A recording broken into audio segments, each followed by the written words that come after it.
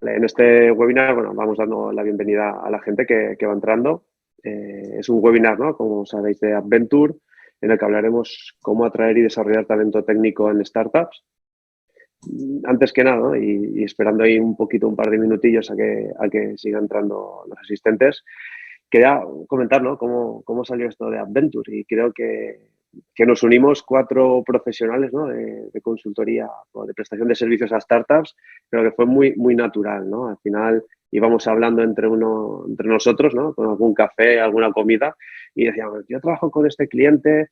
Y decían, sí, claro, que sabíamos, ¿no? que estábamos unidos sin tener esta alianza, y nada, creo que al final nos entendimos todos y creímos, ¿no?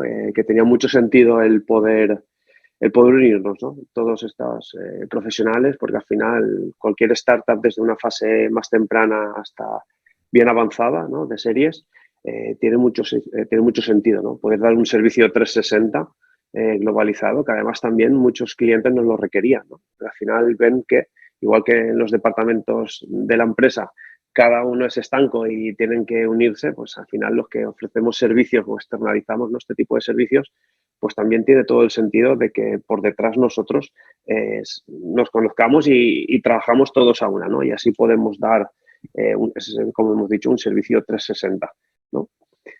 Y bueno, si queréis conoceros más, tenemos la web de adventure.es. Ahí decimos lo que hacemos desde nuestros 4 puntos, ¿no? Desde la parte de personas, legal y tecnología. ¿Y Y podéis finanzas? indagar. Y finanzas, claro. Digo, os he mirado a vosotros y digo, y no me da a mí. Y finanzas, correcto. Nada, más sobre que hablamos sobre este evento, se enmarca dentro de nuestro objetivo, ¿no? De aportar valor al ecosistema y viéndolo de diferentes perspectivas, ¿no? Porque lo que veíamos es que los webinars siempre se da desde un punto de vista, o desde un punto de vista de un profesional, y lo que vamos a intentar ahora es, pues, todos los webinars que tratamos, ver desde 4 puntos de vista, ¿no? Igual que la alianza. Por eso queremos ayudaros y que esto sea de la máxima utilidad posible. Por lo tanto, cualquier duda que tengáis o preguntas, no hay chat, sino tenemos un apartado de preguntas. Por lo tanto, podéis uniros y preguntar ahí cualquier duda. Creo que ya se va entrando más gente, por lo tanto, creo que ya hemos dado los 2 minutos de rigor. Yo creo que sin más vamos a empezar presentando a las personas, ¿no? que vamos a estar hablando y charlando en esta hora. Primero, presentar a Jorge Tercero, CTO de Fresh, ¿vale? Que es de la parte de People, ¿no? y Culture. Luego a Juan Manuel de Action, partner de Action Legal. Y Toño Huerta, co-founder, bueno, no sé el último cargo que tienes, de antiguamente Gosom, actualmente Sectur. Y nada, creo que ya presentaste esos, y yo mismo, Vicente Risno, CEO de Tibic Finance, de la parte financiera. Por lo tanto, lo único que vamos a ser bastante cuidadosos con el tiempo y ser puntuales. Y nada, creo que ya arrancamos, y creo que lo primero es, como hemos dicho, vamos a tratar el webinar de atrayendo talento tech. Creo que es pregunta de las cuatro empresas que nos aliamos, así que Toño, que eres la que más relacionada estás con el mundo tech, creo que nos contases un poco cómo ves tú, ¿no? ¿Cuál es la situación actual del mercado laboral de estos perfiles técnicos? Bueno, yo creo que esto es una pregunta que tanto Jorge como yo la podemos responder perfectamente.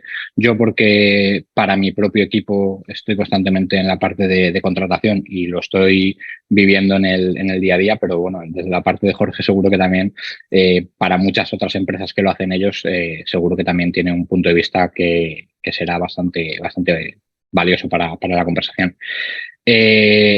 El estado laboral actualmente, yo te diría que es complicado el panorama, pero te hubiera dicho lo mismo si me lo hubieras preguntado hace 6 meses, o si me lo hubieras preguntado hace 1 año, o si me lo hubieras preguntado hace 2 años. Con lo cual no es tan complicado, simplemente va mutando un poco hacia unas zonas o hacia otras en función de las cosas que van pasando. Yo creo que todos somos conscientes de que las startups, sobre todo, que a lo mejor es un poco el público que más nos puede escuchar a nosotros o al que vamos más orientados nosotros desde Adventure, tienen un problema común en fases iniciales, que es la falta de capital, de un capital importante para poder hacer contrataciones. Entonces se enfrentan ahí a una serie de retos importantes a la hora de meter esa persona técnica en el equipo, si no la tienen ellos ya como cofundadores, y es complicado. Pero ya te digo que el mercado va cambiando constantemente.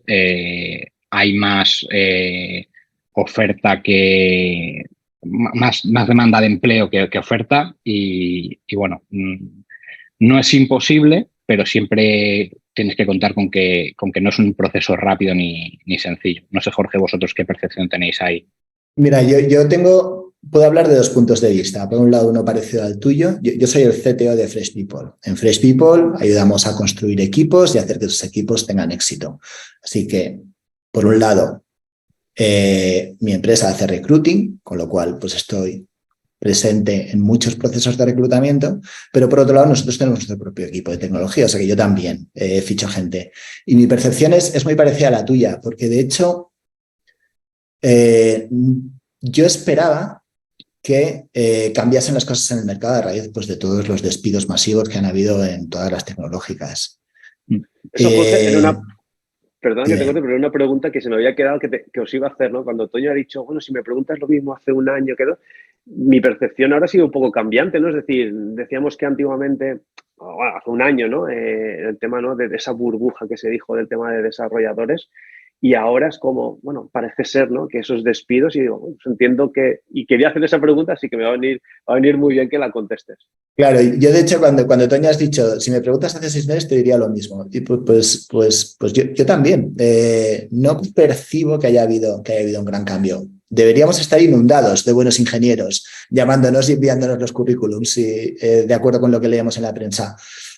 No, sí que creo que hay más movimiento en el mercado, sí que creo que hay más candidatos, pero sigue siendo bastante difícil encontrar pues, el talento adecuado para cada necesidad. Eso, sí. Jorge y Toño, ¿consideráis que es porque el mercado no es, el español me refiero, suficientemente maduro y es a lo mejor una ola que vendrá a lo mejor con más retraso? ¿Puede ser un poco la explicación? Esa es una de las teorías, el que será algo que llegue con retraso.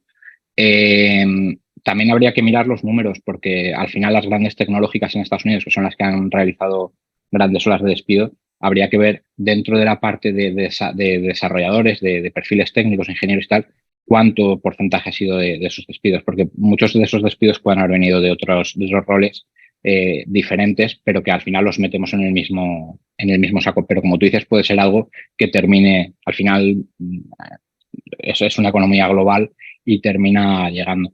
Yo lo que sí que he percibido un cambio muy notable en la forma que teníamos antes de contratar y de trabajar con los ingenieros fue a raíz de la pandemia la apertura total al remoto. Eso, desde mi punto de vista, sí que cambió el panorama mucho, pero para algunos lo cambió para bien y para otros para mal.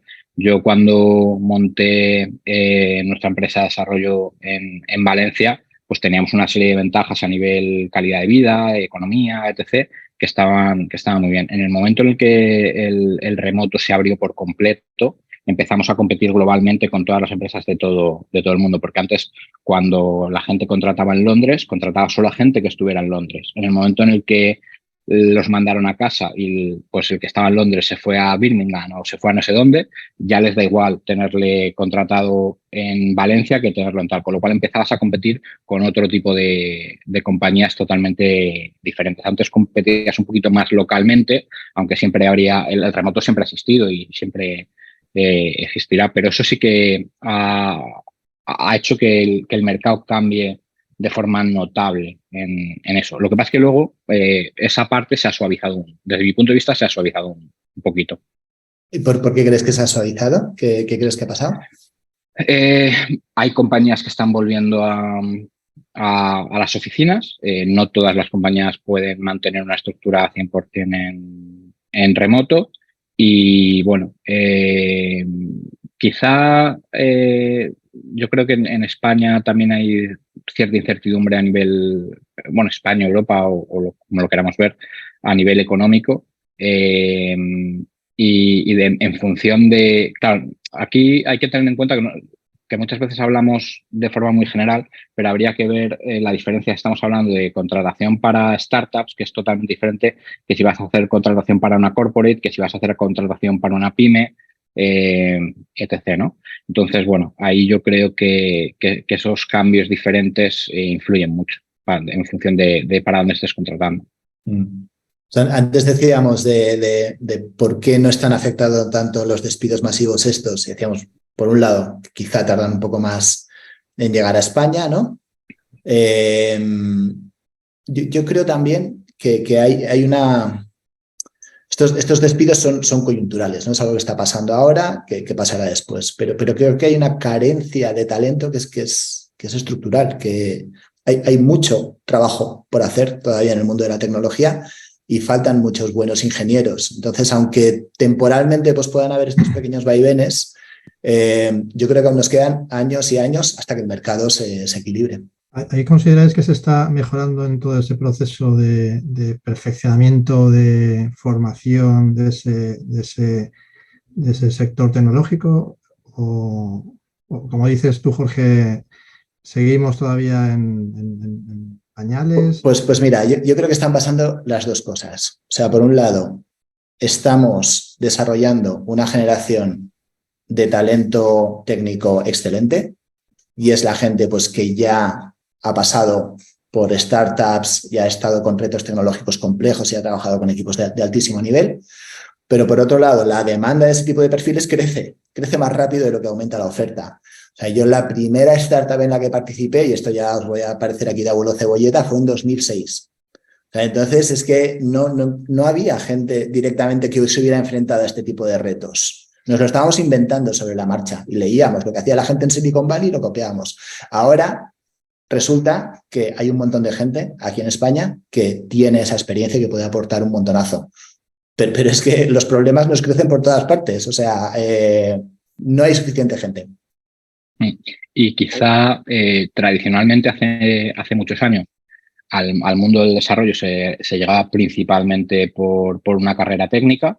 Un porcentaje muy pequeñito quizá de gente que se incorporaba era gente autodidacta, pero era un porcentaje muy pequeñito y eso también creo que ha cambiado. Han surgido nuevas fuentes que están generando nuevos desarrolladores. Es decir, la parte autodidacta ha crecido muchísimo, ha crecido una barbaridad. Muchísima gente simplemente con ganas, internet, preguntando, participando en comunidades técnicas, etc., es capaz de subirse al mercado laboral de perfiles técnicos.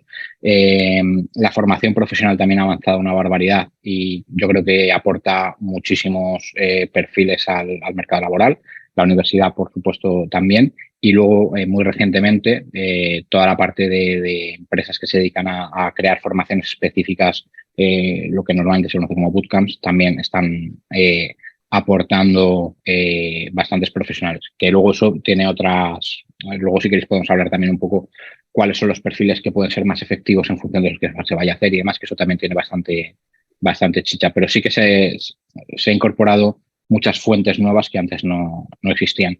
Pero yo creo que incluso esa parte que decíamos de los despidos, al haber tanta demanda de perfiles, yo creo que se han reabsorbido. Y yo no conozco gente en perfiles técnicos que con experiencia te diga, no, es que llevo 6 meses buscando y no encuentro. Eso no, yo no lo conozco, por lo menos.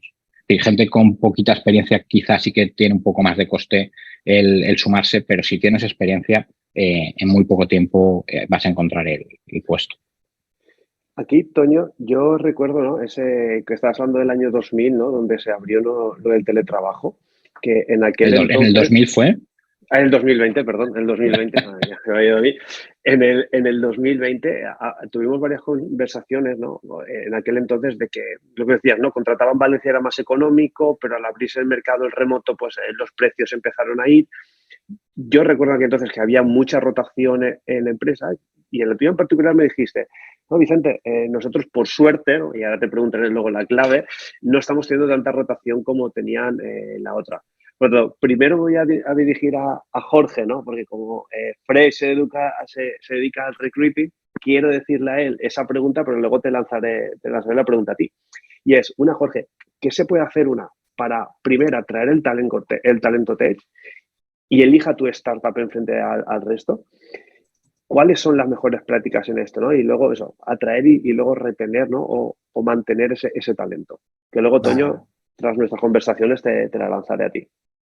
Venga, pues te voy a dar una opinión muy personal mía, porque también está muy alineada con las cosas que hacemos en Fresh.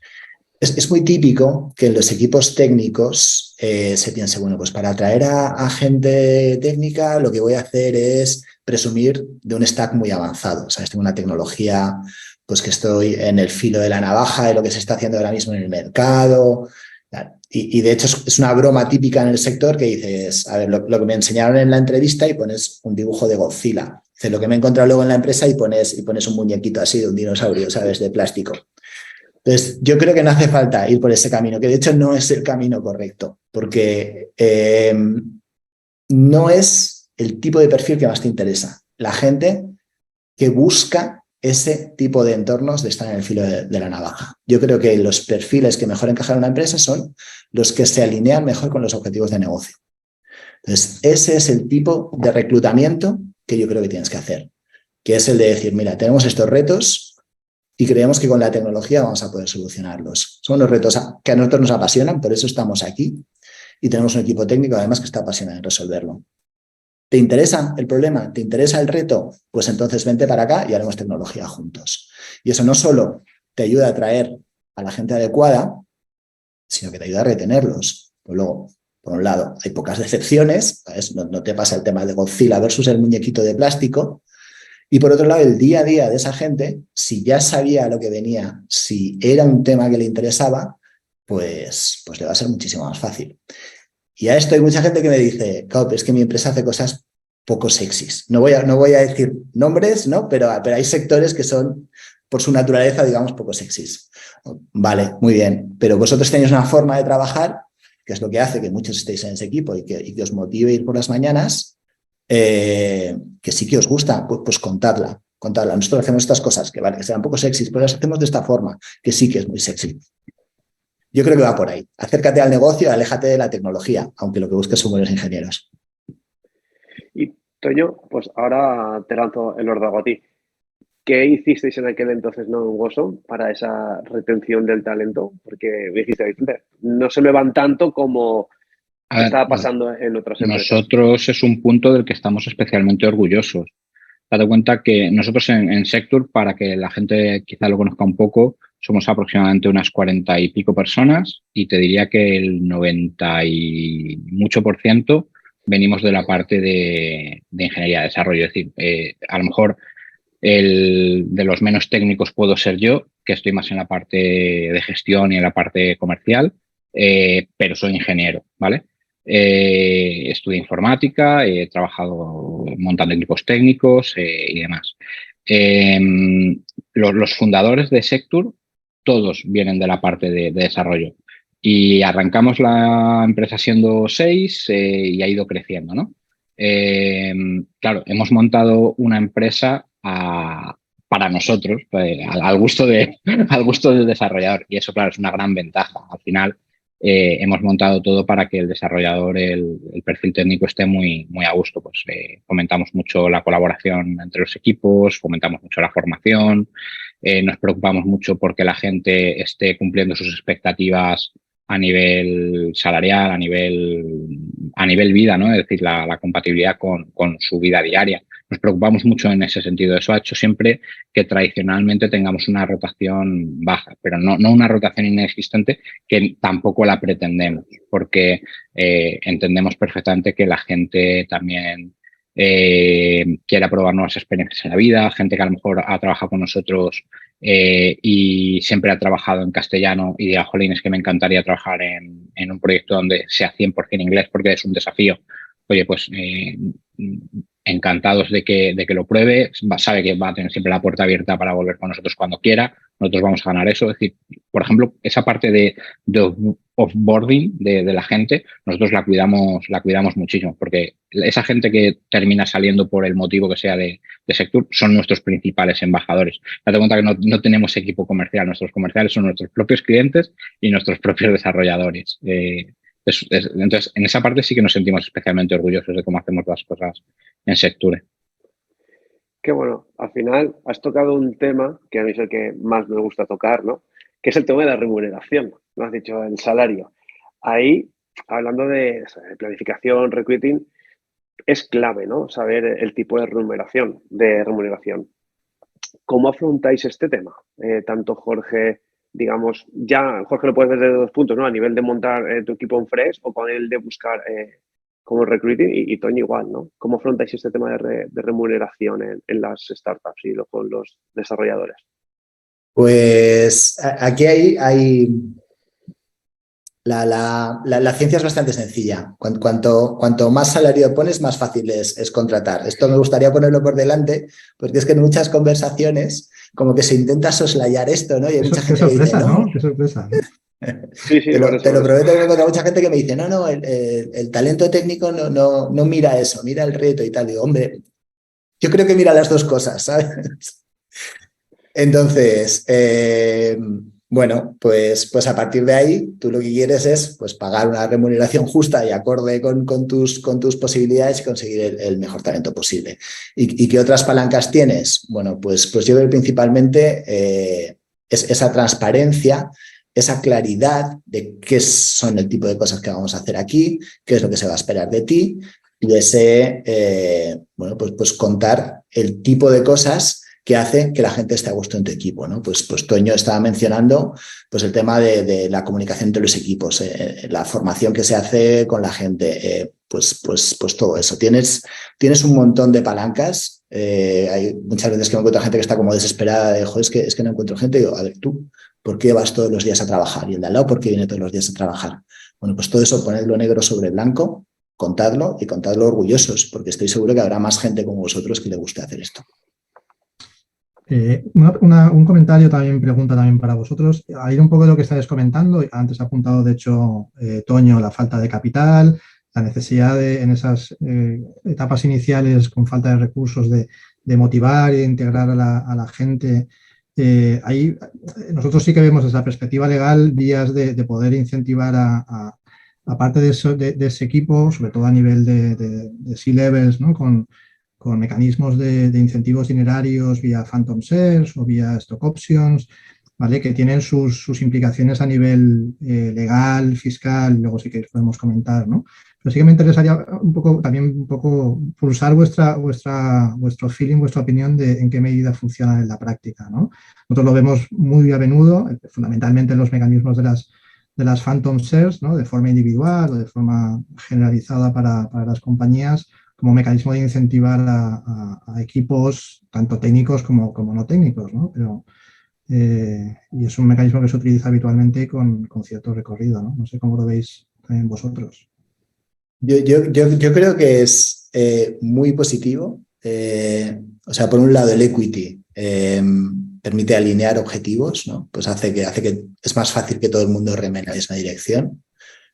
Y por otro lado, también creo que la gente que valora el equity son perfiles especialmente interesantes para las startups, quizá para otros entornos no, pero las startups que exigen, bueno, pues una cierta flexibilidad y una convivencia con la incertidumbre, la gente que valora el equity, yo creo que suelen encajar bastante bien en los equipos. Y el problema precisamente es toda tu parte, Juanma, que es muy complicado hacerlo bien y hacerlo de una forma que se entienda, que esté claro para todo el mundo. Quizá, perdona, Vicente, no, iba a decir simplemente que totalmente de acuerdo con Jorge en que cuando un perfil valora ese equity realmente es porque está muy alineado, porque la propuesta de valor que tú le has hecho de la compañía a la que se va a incorporar realmente cree en ello y le ve el valor y entonces dice, oye, pues salarialmente el salario es importante, pero esto me importa mucho más.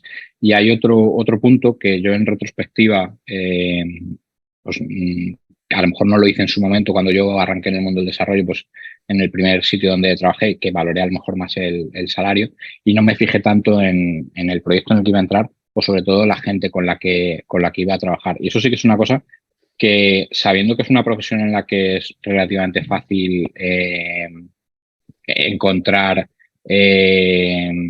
proyectos y que es bastante fácil ir creciendo y demás, creo que la gente debería valorar mucho el equipo con el que va a trabajar, más sobre todo gente que se acaba de incorporar y que tiene poquita experiencia, que no le den tanta importancia al salario, que le den mucha más importancia a con qué gente del equipo va a trabajar, porque eso es lo que le va a hacer crecer y realmente formarse y ser un muy buen profesional a futuro. Y el tema del equity, pues evidentemente las startups, que ya decíamos antes que normalmente tienen muy pocos recursos, es una palanca que puede ayudar un poco a que la balanza vaya un poco hacia su lado, ¿no? Juanma, yo soy partidario y a clientes de Fresh les recomiendo que si pueden ofrezcan equity incluso más allá del C-level, o sea, a cuanta más gente mejor. ¿Tú crees que eso complica mucho la vida de las startups, lo complica todo demasiado o qué piensas? A ver, yo creo que establecer incentivos que vinculan el largo plazo y el éxito del proyecto con la remuneración del equipo es importante. Aquí la cuestión es, tú puedes ir por dos vías. Puedes ir por la vía de un incentivo dinerario, de unas phantom shares, que al final lo que hacen es tener una vinculación con el crecimiento de valor de la compañía, pero sin dar realmente equity, sin ceder la participación en el capital de la sociedad. Tienes un mecanismo equivalente dinerario que lo que te hace es vincular un valor y el crecimiento vinculado a un evento de salida, a una operación de venta y tal, ¿vale? Y como alternativa a las stock options, que al final sí que supone el tener que ceder una participación en el capital, que también tiene el pro y contra del sentido de pertenencia a la compañía de forma como propietario, ¿no? ¿Vale? Aunque el efecto, digamos, sea el mismo, ¿no?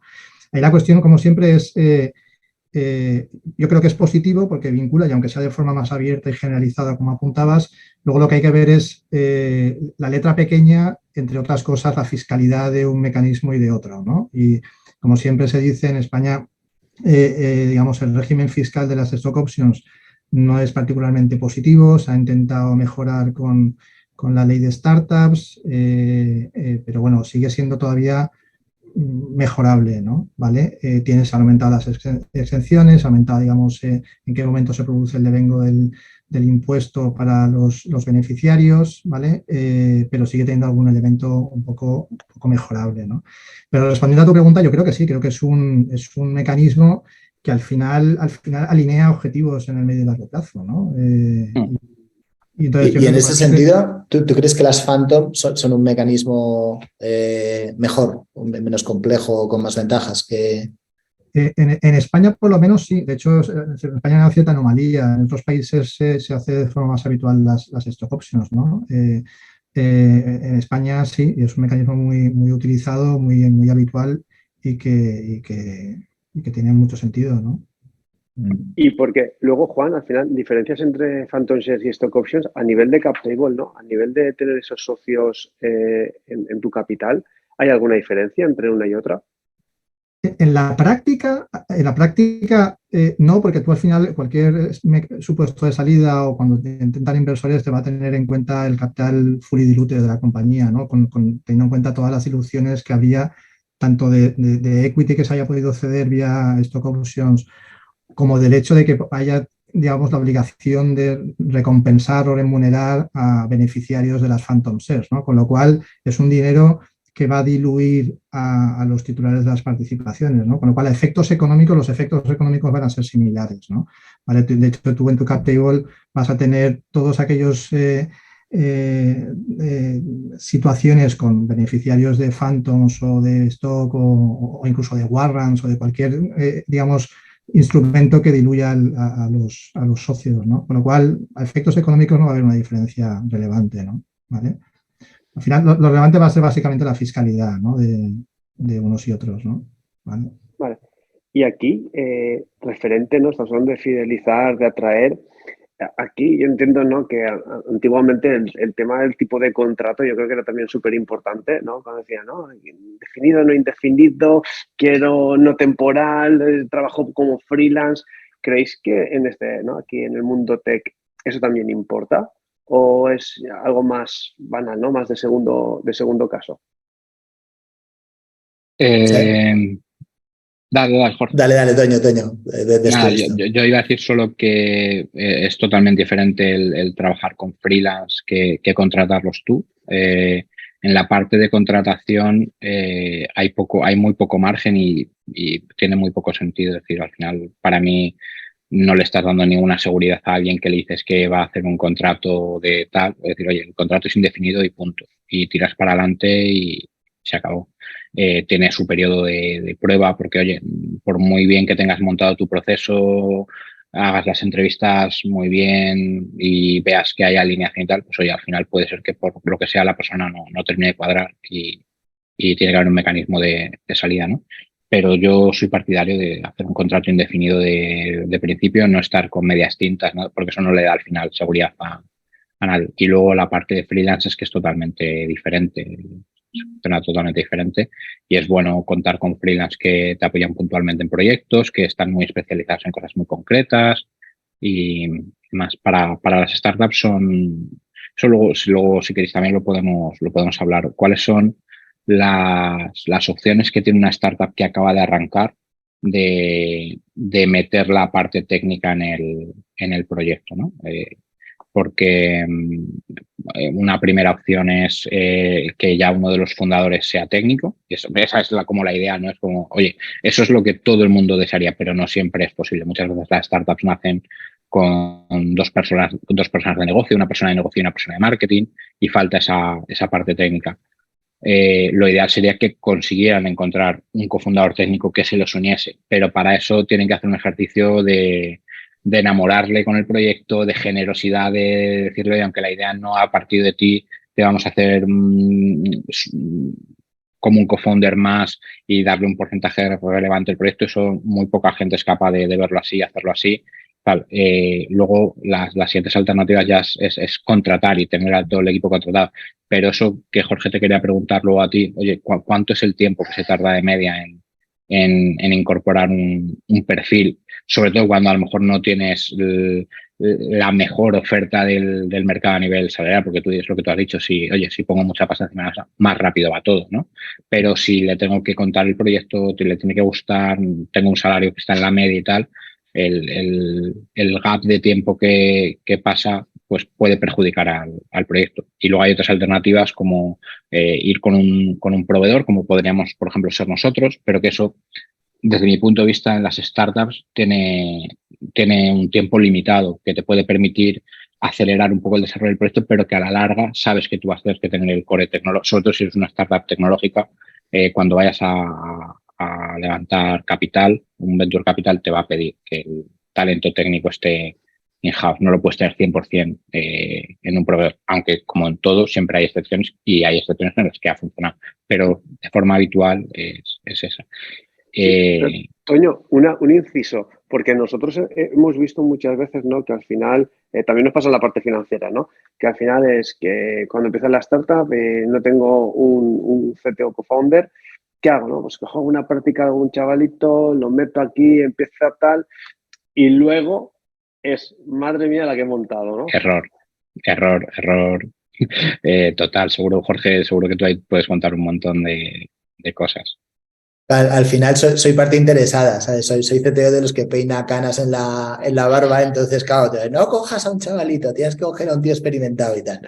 Pero sí, al final es importante en los primeros pasos pues sentar unas bases sólidas porque todo se va a construir después y es muy típico que te encuentres que cuando has conseguido validar la idea y cuando el mercado está cogiendo tracción y entonces cuando el producto empieza a crecer, no puede crecer, pues porque no había sentado esas bases sólidas y eso es difícil. Así que es clave conseguir ese primer talento. El esquema que decías, Toño, de empezar con un partner tecnológico que te ayude a montar las primeras cosas, yo creo que no está mal, no está nada mal. pero efectivamente vas a necesitar tener tu propio equipo y va a tener que ser un equipo potente. Entonces, ¿tienes un partner que te gusta? ¿Hay gente buena que te puede ayudar? Seguro, segurísimo, pero ten en cuenta, y de hecho háblalo con el partner tecnológico, y que quede clarísimo que tú vas a acabar montando tu propio equipo, a haber una convivencia entre el equipo y el partner que puede ser a eternidad, pero se puede montar y puede funcionar muy bien.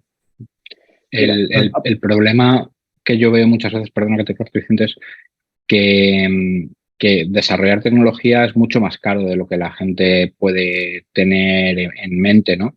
Y al final cualquier producto, por mínimo que sea, lleva varios meses de desarrollo. Y cuando digo varios meses, pues siempre puedes poner de entre 4 y 6 meses para tener algo ya con el que estés validando mercado y demás, de un perfil muy bueno, que entonces no será un perfil barato, o 2 perfiles con menos experiencia, pero que en equipo hacen un buen papel y tal, pues ya y en esto justo, Vicente, tú tienes que tener seguramente bastante info en los planes financieros. Seguro que sabéis qué porcentaje de los presupuestos se terminan destinando a tecnología, y sobre todo una cosa que seguro que duele mucho y habréis visto muchas veces cuánto de ese dinero por no haber hecho la apuesta bien al principio se termina perdiendo y se termina yendo a una segunda opción, pero habiendo perdido la primera, ¿no?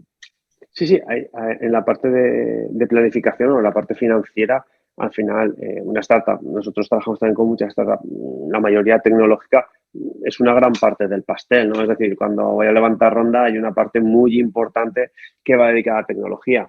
Y como yo creo que podríamos hablar en torno al 30%, podría ser del dinero que utilicemos para la parte de tecnología, como mínimo.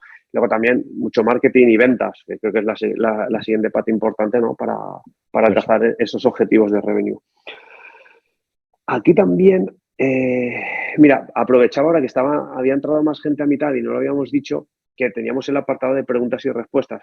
Y aprovecho porque ya han lanzado la primera pregunta a Raúl Montoro y la vamos a responder en vivo, ¿vale? Y así animo al resto de participantes que han entrado más tarde y no lo hemos dicho, del tema de las preguntas. Nos dice, buenas tardes. Y para meter otra materia más en esta rica conversación, ¿qué opináis sobre los nómadas digitales? De ahí, Juan, también te voy a lanzar un poco el ordaguillo de que, bueno, nómada digital, freelance, este tipo que te dicen de falsos autónomos, ahí quiero que te mojes un poco, ¿vale? Pero bueno, primero... Ahí Raúl se nos ha adelantado porque era un tema que tenía por ahí para meter también en el debate.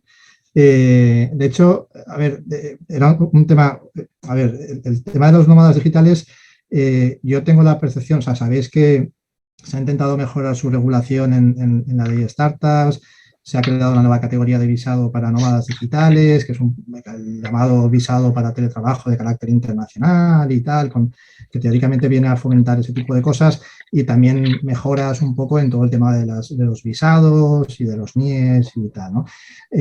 Yo leí hace poco un poco contestando a lo mejor en relación con esto, un artículo que, al igual que otros aspectos de la ley de startups que no se han llegado a implementar, ¿vale? Que tienen que ver con todas las mejoras y la calificación de empresa emergente a efectos de la ley, por ejemplo, el tema de los visados para nómadas digitales no está funcionando, ¿no? Sigue habiendo un atasco, no se está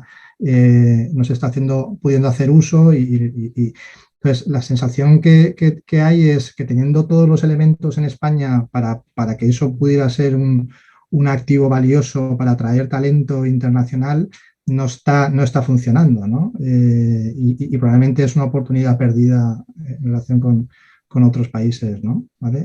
Yo la referencia que tengo, sin ser un especialista en temas de inmigración y tal, es que no está funcionando del todo bien, ¿no? Mira, nosotros tenemos 2 casos actualmente de tema de nómada digital que ahora está siendo un auténtico caos el poder obtener, ¿no? Esa residencia un poco en otros países por el tema de, ¿no? todos los ingresos económicos de donde provienen actualmente y demás. Y hay países que a lo mejor son mucho más restrictivos a la hora de que, bueno, si entras en el país tienes 6 meses, no puedes estar 6 meses más un día porque tienes un problema. Entonces, se tiene que ir a otro país, primero a pasar la residencia fiscal al otro país, cuando la tenga en ese país volverá. La verdad que nosotros estamos ahora viviendo 2 casos y está siendo un auténtico laberinto, Porque te digo, se ha tenido que ir al país vecino, que es más laxo en ese tema, porque en el país que iba le habían dicho, bueno, más un día aquí es problema porque tenemos que expulsarte. Y eran bastante duros en eso. Vosotros, Jorge y Toño, ¿cómo veis el tema de nómadas digitales? ¿Os llega mucho? ¿Convertirnos en nómadas digitales o contratar No. nómadas digitales? Bueno, podéis convertiros, ya te digo, a mí ya me llega tarde. Yo ya plantado aquí en Valencia con hijos y demás, a mí lo tengo complicado, no sé vosotros. Nosotros tenemos gente que viaja. El único punto que tienes que coordinar con ellos es el tema del uso horario en el que vayan a hacer la mayor parte de horas con el equipo, salvo que estén en un proyecto en el que, oye, no tienen que... Nosotros trabajamos 100% en remoto y tenemos ya muchas herramientas y muchos mecanismos para facilitar la comunicación asíncrona y el trabajo asíncrono, pero siempre en proyectos en los que se requiere mucha colaboración, pues estar en un mismo uso horario facilita el tema. Pero yo no tendría ningún problema, en contratar nómadas digitales, si el proyecto lo permite. Nosotros tenemos en el equipo, a las complicaciones que habéis mencionado, se suma una más, y es el tema de la seguridad de los datos. Al final, la gente técnica del equipo pues muchas veces tiene acceso a datos sensibles, y cuando estás fuera de la Unión Europea, sobre todo, pues la regulación es un poco complicada, ¿no? De hasta qué punto, pues al conectarme a una red que está en un sitio compartido, en un país que no está bajo el paraguas legal, esto Juanma nos lo podrá contar mejor. En definitiva, lo que hacemos nosotros es que pues, en la propia máquina de la persona pues, instalamos una VPN, tenemos unas medidas de seguridad pues, para asegurarnos que eso es un pequeño reducto de Europa metido en otro sitio. Pero tiene una serie de complejidades que se añaden a todo esto. Yo además, antes estábamos hablando de talento de startups, los primeros ingenieros que se suman. En esos casos, yo creo que es mejor que sea gente que esté más cercana, con los que puedas tener sesiones presenciales. No te digo que hace falta que vengan todos los días a la oficina, pero con los que puedas en un momento dado decir, oye, vamos a juntarnos en una sala con una pizarra durante un día entero. Y claro, si es alguien que está en Camboya, pues eso es complicado. Vale. Y voy a hablar un poco aquí de mi libro, en la parte financiera, ¿no? Que yo he indagado mucho en el tema de contratación. ¿Por qué? Porque muchas veces, ¿no? Cuando empezamos a planificar todo el tema del dinero que me puedo gastar, ¿no? A la hora de la parte de tecnología, sí que es verdad, ¿no? Que cuando hacemos ese contrato indefinido, pues aparece un cierto ente llamado seguridad social, ¿no?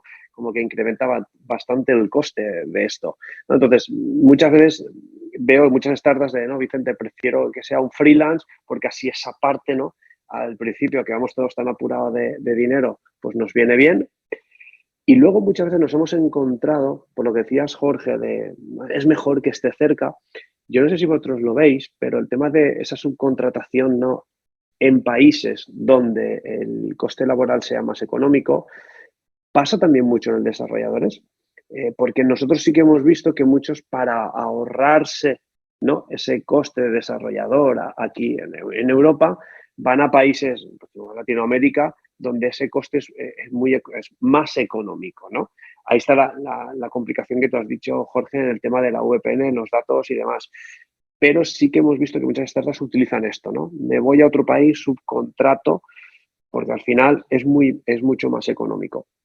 Y aquí, por último, y luego doy paso y ya termino con la parte financiera, que no da mucho en este webinar, pero yo tengo que meterla. Muchas veces se nos olvida, ¿no? Que hay incentivos, ¿no? A la contratación, sobre todo en desarrolladores, ¿no? En la bonificación de la cuota de la seguridad social, que hay hasta un 40% de bonificación, que muchas veces nosotros a nuestros clientes se lo decimos y no desconocen esto. Es decir, y al final ese 40% de la seguridad social representa que tienes un 10% de descuento, ¿no? O de subvención o de ayuda del coste total, ¿no? Y queríamos, o quería por lo menos decirlo, porque en los clientes que hemos estado trabajando este año, muchos no lo conocían. Y además es que ahora en septiembre va a cambiar un poco la ley con esto. Entonces, si antes de septiembre ya tienes introducido este perfil desarrollador, vas a poder tener esa bonificación en el resto de la contratación del tiempo, y a partir de septiembre va a ser un máximo de 3 años. ¿Vale? Solo quería dar este dato. ¿Cambia mejor o a peor? Cambia a peor. Es más restrictivo. Vaya por Dios. Es más restrictivo. Actualmente tú puedes contratar a un desarrollador siempre que esté haciendo un proyecto de investigación y demás, de desarrollo, un porcentaje de tiempo, te deduces el 40% de la cuota de seguridad social durante el tiempo que esté en la empresa. A partir de ahora van a ser solo, a partir de septiembre, solo nuevas contrataciones y con un periodo de 3 años. A partir de ese periodo perderás la bonificación. Y ahora, volviendo a lo de antes, de la subcontratación en países de Latinoamérica, Jorge Antonio, desde lo que nosotros hemos visto en Startup, se hace bastante. ¿Vosotros qué pros y contras lo veis a esto? Y también, lanzando también con lo de Raúl, el tema de los nómadas digitales. ¿Hay mucho ahorro? ¿No hay tanto ahorro? ¿Vale la pena? ¿No vale la pena? Oye, Toño. Dale. Sí, dale. Mira, yo antes de ser el CTO de Fresh era el CTO en una empresa finlandesa. En Finlandia, si aquí tenemos problemas de talento, en Finlandia no te lo puedes imaginar. Pues son 4 ahí perdidos en el bosque, no hay gente directamente, todo se hace fuera. Y bueno, pues todo se hacía en inglés y contratados principalmente en el este de Europa. Polacos, ucranios. Y en España tenemos una grandísima suerte pues de hablar español y de tener acceso a todo el mercado latinoamericano. Hay un pool de talento en Latinoamérica absolutamente enorme. Pero es difícil acceder, es difícil llegar a las personas adecuadas. Pero si consigues llegar a las personas adecuadas, es fenomenal. Hay gente buenísima, formadísima y se nota mucho en el precio, sí. Sí, el precio ahora es notablemente inferior. Además, muchas veces pues el hecho de que sea normalmente una persona freelance te da mucho margen a hacer cosas, pero también esto es una cosa que también está cambiando y probablemente también sea al final una consecuencia de la pandemia, que estos mismos perfiles, por ejemplo, pues yo qué sé, imaginaros un desarrollador en Colombia con muy buen nivel, también está accediendo al mercado estadounidense y, oye, entre lo que le vamos a pagar en España o lo que le van a pagar en Estados Unidos, te aseguro que se va a ir a Estados Unidos. Yo creo, Toño, que es una ventana de oportunidad que hay ahora, pero que se está cerrando por días. Se está cerrando. Porque efectivamente los mejores ingenieros tienen acceso también al mercado americano. Nosotros teníamos un compañero venezolano que se mudó a Chile, era un chaval súper majete, muy buen tío. Ahora está trabajando en GitLab. Pues evidentemente él tenía esa posibilidad y esa ventana, como dice Jorge, se está cerrando. Y ahí, Juanma, en temas legales hay mucha implicación que podamos tener desarrollo o talento en estos países que en vez de tenerlo aquí en España. No, yo creo que es una cuestión de regular eso bien a nivel contractual, ¿no? Con el tipo de relación que proceda, si es una relación de mercantil de servicios o es una relación laboral, ¿no? Y el hecho de que sea un tipo u otro, no, a nivel legal no debería ser tan relevante, ¿no? Vale. Pues nada, chicos, nos quedan 10 minutos. No sé si había una cosa que ha comentado también Toño hace un rato y tal. Claro, nos estamos centrando todo el rato en perfiles contratados por la startup, ¿vale?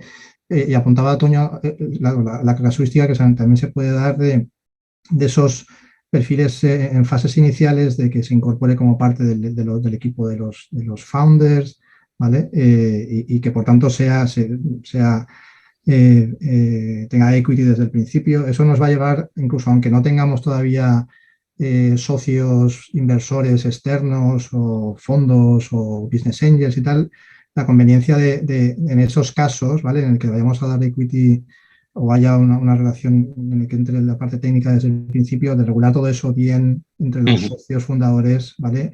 Lo típico que venimos los abogados de Venture Capital a decir, oye, tu pacto de socios, regúlalo, pacto entre socios, entre emprendedores, aunque realmente no tenga socios externos, inversores financieros más o menos profesionales, regular ese tipo de relaciones entre los co-founders iniciales, entre otras cosas, para regular qué pasa si alguno se desvincula, si alguno se sale del proyecto, cosas que son bastante obvias, pero que no siempre se tienen en cuenta, ¿no? ¿Vale?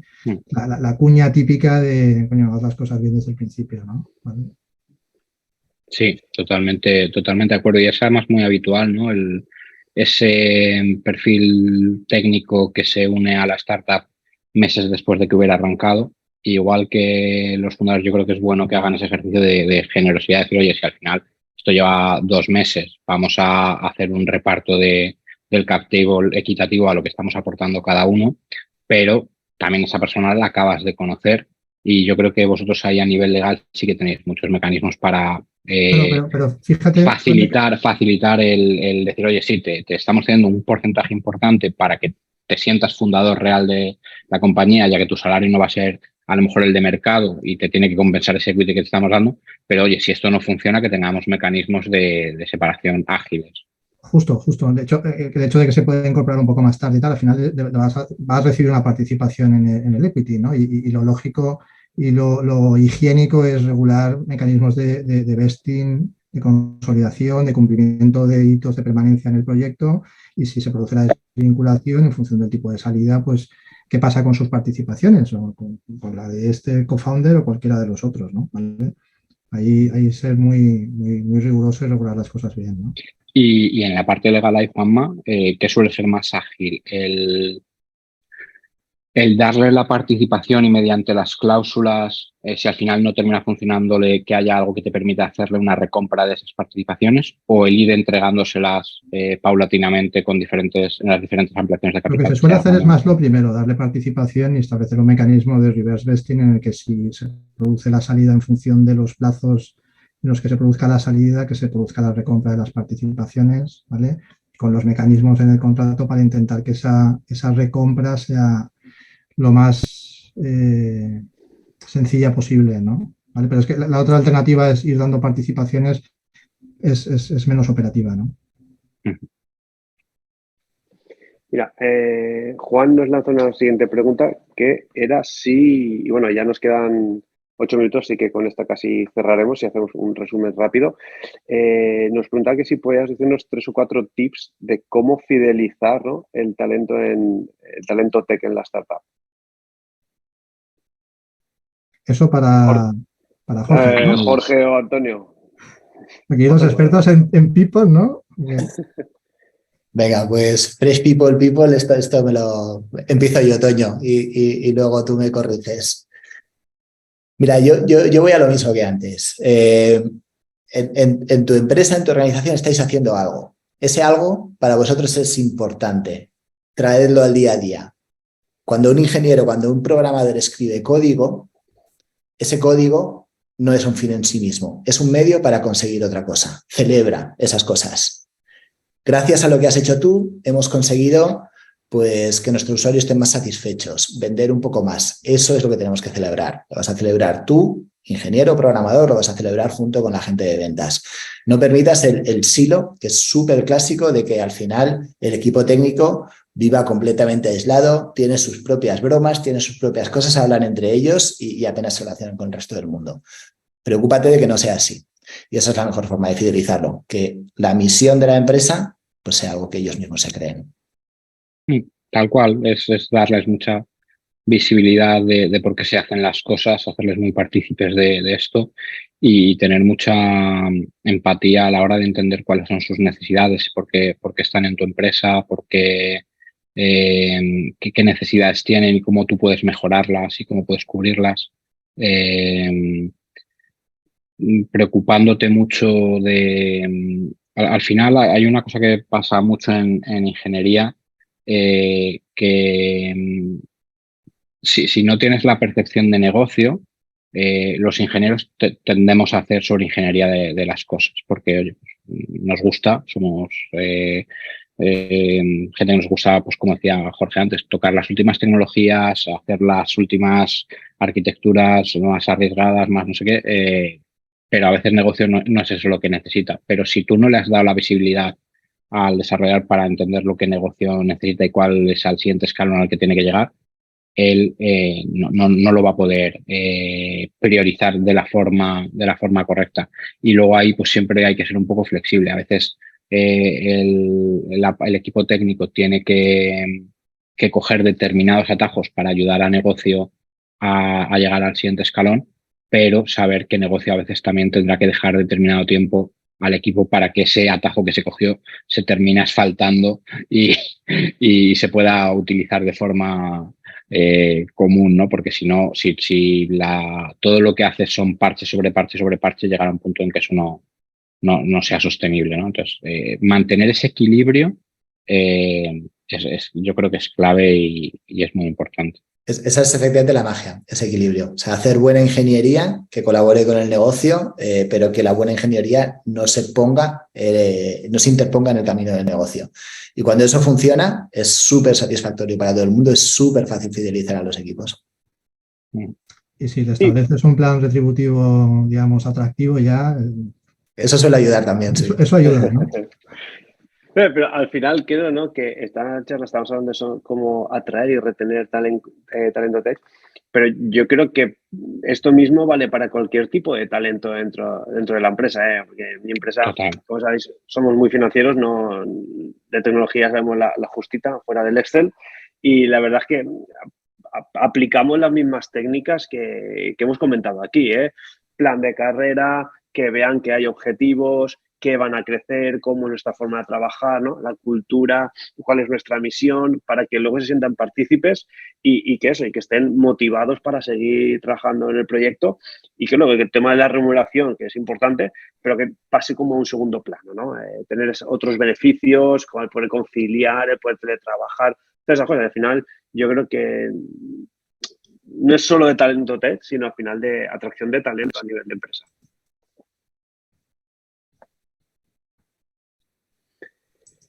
Pues nada, chicos, si queréis añadir algún punto más, creo que hemos llegado al tiempo, 18 y 57 minutos, así que hemos cumplido con el tiempo. Lo único que agradecer tanto a Jorge, a Toño y a Juanma, y por mi participación, agradeceros este webinar.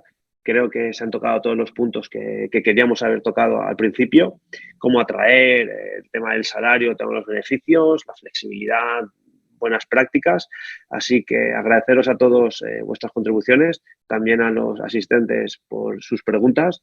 Así que nada, damos por finalizado el webinar, espero que os haya gustado y bueno, ya sabéis dónde podéis contactarnos. En la web de Appventure.es seguiremos dándonos estos webinars y este valor a aportar visto desde 4 perspectivas. Pues bueno, buenas tardes y un placer. Genial, muchas gracias, Vicente. Un abrazo a todos. Gracias. Chao.